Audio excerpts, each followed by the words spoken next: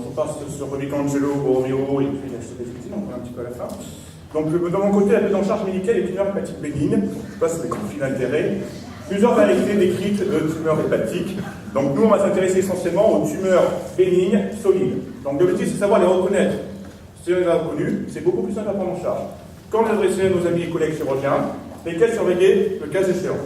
Et ici, donc, quand on regarde un peu le tableau, vous avez vu qu'il y a plusieurs types de tumeurs. On passera sur les tumeurs liquides, acidose, abcès, etc. Sinon, ça serait une prise en charge un peu plus longue, etc. On va passer le temps. Tumeur maligne, c'est notre sujet. Vous aurez un topo sur le CHC juste après. Et on s'intéressera aux 3 tumeurs bénignes que l'on apprend dès notre plus jeune âge de médecine, c'est-à-dire l'angiome, l'hyperplasinolaire focale et puis les adénomes. Et les adénomes, vous verrez, il y a des actualités qui ont été développées récemment, notamment grâce aux Français et les équipes de Bordeaux et de Bondy.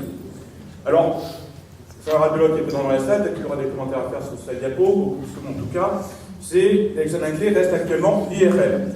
D'autres examens peuvent être intéressants, le scanner, mais également l'échographie contrainte dans certains cas, notamment pour les hyperplasinolaires focales de petite taille. Il y a une phase hépatobiliaire, une phase qui est vraiment spécifique pour le foie, avec les 2 produits. Soit le Mutiance, qui est le GD d'Opta, soit le Primobil Toébiste, que nous n'avons malheureusement pas en France, qui s'appelle également le GD-EOB DTPA.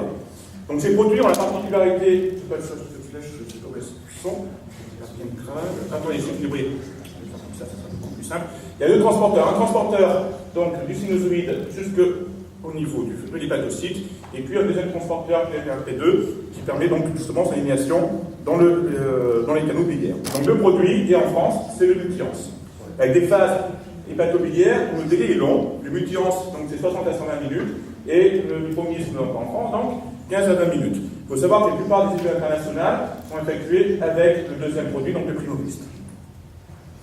L'angiome hépatique, tumeur fréquente, entre 0,4 et 20% dans la littérature. En moyenne, on trouve plutôt aux alentours de 5%, surtout chez les femmes.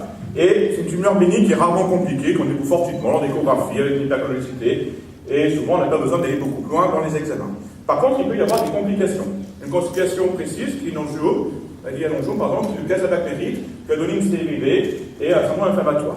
Alors, c'est une maladie qu'on peut voir au niveau hépatique, mais qu'on peut voir de manière générale. Les thromboses intra-angiomes, et puis les saignements, qui peuvent être spontanés quand il paraît important, ce qui peut malheureusement arriver, ou qui peuvent être provoqués, notamment lors de traumatisme. Donc, l'oxydité, je vous disais, et lorsqu'on fait l'imagerie par coupe et injecté, vous avez un remplissage qui est remplissage en mode, centripète, notamment. Et c'est rarissime qu'on ait une indication de biopsie, c'est vraiment quand il y a un diagnostic, ce qui reste relativement rare. La chirurgie, je pense que ça, M. Saladier en parlera beaucoup mieux que moi, c'est normal. L'indication reste relativement limitée aux casabactérites ou ceux qui sont symptomatiques. D'autres traitements ont été montrés, l'anti-VEGF, notamment pour justement tout ce qui va être limité à la circulation de ces tumeurs, la radiofréquence transplantation, qui sont rares ici, mais qui sont juste l'effet de soit de quelques rares séries ou de cas séquents. Pas de surveillance spécifique, avec possibilité d'augmentation spontanée de taille, et puis absence de retentissement, généralement, de ces tumeurs, donc aucune surveillance nécessaire.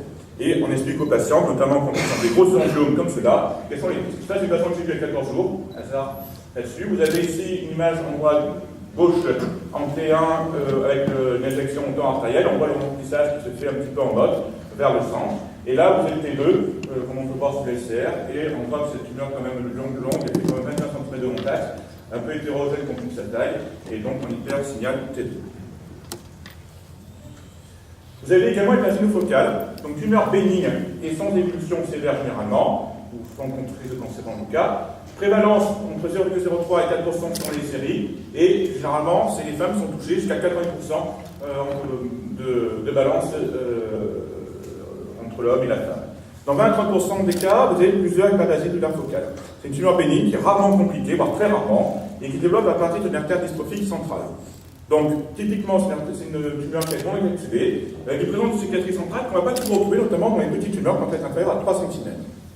Le diagnostic est parfois difficile au niveau pathologique, et on peut avoir recours avec l'histologie. Par contre, les caractéristiques existent. Donc, caractéristique générale, c'est une tumeur qui est homogène, sauf la cicatrice centrale dont on parlait, mais c'est une tumeur qui est homogène. Sans injection, on la voit à peine par rapport au procès adjacent, et une fois qu'il y a une injection, il y a un ressemblement qui est plutôt intense, homogène, et qui est homogène avec une homogène adjacent, justement, au temps portal et au temps tardif. La cicatrice centrale est mieux visible dans l'IRM, vous en doutez bien, et puis le pourtour, comme on disait, il n'a pas de capsule. Et pour les petites tumeurs, donc ça fait à 3 cm, l'échographie contraste peut nous apporter un bénéfice. Donc là, vous avez donc, une tumeur qui, pour l'instant, c'est un stade un peu tardif. Vous voyez qu'elle est au niveau donc, du segment 2, segment 2-3 à peu près, et vous voyez qu'elle apparaît pratiquement limite homogène par rapport au parenchyme adjacent. Donc il y a une différentielle quand même qu'à connaître, en dépendant un petit peu du sujet, il faut quand même le connaître, c'est le carcinome hépatique fibrolamellaire. Et ce CHC fibrolamellaire, en fait, même la nosologie doit être un peu modifiée parce que ce n'est pas un vrai CHC tel qu'on l'entend dans ceux dont tout à l'heure va vous parler Fabien Frezon notamment. C'est un sujet jeune avec une mutation générale et il y a surtout une délétion chromosomique, au niveau du chromosome 19, qui participe donc à la formation de ces tumeurs. Donc, contrairement à la carcinome classique, c'est hétérogène et il y a une hypotoxicité en T2 au niveau de la cicatrice centrale. Donc, prise en charge, la chirurgie, c'est rare, pas exceptionnel, donc ça, M. Salami en parle beaucoup mieux que moi. C'est surtout indiqué ces patients asymptomatiques. Surveillance, généralement, on ne fait pas de surveillance, sauf en cas de vasculaire associée. En effet, c'est souvent associé à myélodotcarie ou certaines formes de thrombose notamment au niveau des petites portes d'hermification. Plus rarement, on peut faire un contrôle, c'est un doute initial, souvent ces tumeurs qui peuvent être diagnostiques difficiles. Alors, l'adénome hépatique, c'est la tumeur bénigne principale. Pourquoi? Parce que, historiquement, avant 2007, on nous disait qu'il faut opérer tous les adénomes. Je ne sais pas de bêtises, M. Samuel, vous êtes plus ancien que moi. Et à partir de 2007, les Bordelais ont montré la présence d'une mutation, qui est une mutation bêta-caténine. Et justement, cette mutation a permis de différencier celle qui va avoir une évolution défavorable et celle qui, justement, n'a pas besoin d'avoir recours à la chirurgie.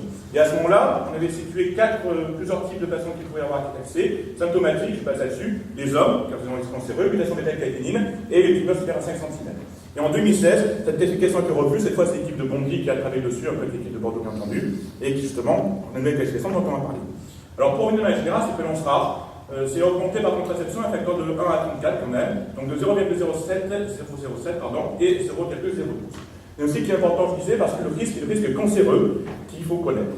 Il y a également un risque hémorragique qui est un peu moins important, mais quand même, c'est le risque cancéreux qui domine. C'est souvent difficile avec l'imagerie, et parfois, et même souvent, un prénom histologique devient nécessaire. Et ce développement en histochimie a permis d'obtenir une classification qui a été remise à jour l'an dernier, je vous disais. Donc, première classification, c'est le HNF1-alpha. Donc, c'est lié à une évaluation d'un gène, qui est l'HNF1-alpha, et qu'on voit dans toutes ces femmes. 34% des adénomes sont liés à HNF1-alpha. Donc, surtout, c'est une stéatose qui est associée, et c'est l'une des plus fréquentes. Mutation bêta-caténique, je vous disais, c'est lié à un CHC. Maintenant, elles en différencient deux. Celle qui est liée à mutation du exon 3, pas d'effet généralement, ça donne des hémorragies, mais pas de risque cancéreux. En revanche, mutation bêta-caténique forte, exon 7 ou 8, et celle-là, il risque de CHC, il faudra opérer. Et souvent, c'est associé à une imprégnation hormonale avec thrombogène, voire également à une maladie vasculaire du foie. L'adénome inflammatoire, également fréquent, 34% des cas, et c'est lié souvent à l'obésité, les prises d'alcool, une hypogénose. Donc, l'intensinogénale avec une inflammation qui est fréquente, avec du sarté qui va être élevé également au niveau de la prise de sang. Récemment, on pense que c'est quand même des guides qui ont dû développer ça, c'est le Sonic Hedgehog, une voie un peu particulière, qui est l'obésité, qui est un risque hémorragique et qui est quand même sur le rare. Et malgré tout, il y a à peu près entre 10 et 15% des patients, des adénomes, qu'on n'arrive pas à classer. Alors si on regarde au plus près de l'imagerie, je fais extrêmement simple, parce que vous regarderez, il y a plein de diapos en backslide, ce sera beaucoup plus simple pour lire tranquillement. Et surtout en IRM, pour l'adénome HNF-alpha, c'est lié avec un hypersignal ancien, une baisse du signal en position de phase, et ce qui reste la présentation la plus typique. En cas de mutation bêta-caténine, vous avez une complexité en T1, un aspect un peu hétérogène qu'on voit notamment là sur les trois clichés, et surtout ça devient iso-intense en T2. Et si on regarde les phénomènes inflammatoires, iso-intense en T1, ça devient hyper-intense T2 plutôt en périphérie, comme on le voit notamment sous le cliché B, et puis souvent c'est associé à des micro-hémorragies qu'on voit un petit peu plus, je ne dirais pas de bêtises peut-être Sébastien, sur le B et le C. Voilà, pour retenir un petit peu, pour résumer un peu ce topo, donc en angiomes, pathologie vasculaire, fréquent, manifestation rare, découverte plus souvent fortuite, mais aussi qui sont faits en échographie, voire en IRM, risque extrêmement faible, sauf si vous avez des angiomes majeurs. Pas de management particulier. La HNF, donc dystrophie d'une artère, les ADLS et une sécurité centrale, fréquence assez rare, généralement pas de manifestation, faire attention, notamment chez ces jeunes qui ont des différentiels avec un CHC hypolaminaire, et généralement, on n'a pas de management particulier. L'adénome, donc prévalence qui est relativement rare, plusieurs sous-types, Notamment, on sera vigilant pour les adénomes liés à la mutation bêta-caténine sur l'exon 7, et le risque hémorragique également. Et ce qui reste important dans la prise en charge, chirurgie, il y a beaucoup de choses à dire, je pense que M. Saint-Denis en parlera beaucoup mieux que moi, ça c'est sûr. Et surtout, ce qui reste important, c'est le message principal, arrêt de tout ce qui va être hormonal, contracté fébrile chez la femme, et chez l'homme qui veut faire la musculation. Dans ce cas-là, il faudra qu'il arrête tout ce qui va être androgène. Et donc, du coup, je vais laisser la place au chirurgien.